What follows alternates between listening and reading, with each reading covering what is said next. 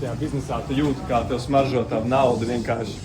Mēs te pēdējo reizi bijām, kad te nekā vēl nebija, viss bija tukšs.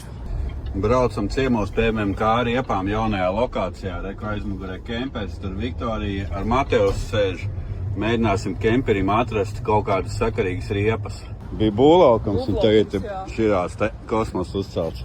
Kurš to būtu domājis, kā riepām tik labi pelna? Ja? Tur ir mūsu nolaiktavas gaisma, kad jāvarās pasīties.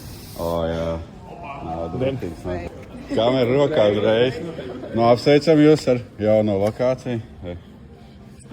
Mēs tad baigi neparastā projektā atbraucām. Jā. Tur vērā stāv. Runā ar Zigu. Vai Rosvens iespējas lielākus diskus vajag, jā? Jūs otros vēlams. Jūs varam Zigas parādīt. Pagad, tur nav ārā jāiet apstās skrūvi izmēri.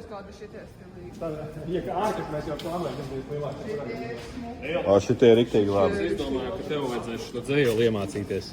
Tas, kas pats pat dzējolīti. Jā. Tas ir mūsu dzējolis, bet tur... Čau.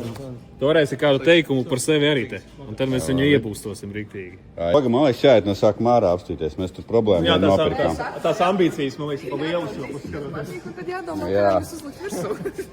Viņi paskaties. Tas būtu melu. O, tie, man liekas, jau derēs. Bet melna. 4 skrūvis redzu. Nu, kā jums jaunā lokācija? Nu, kā izstās? Nu, šis ir ļoti smuks, man liekas, tāpat racing. Jārāj visu? Nederēs, ja?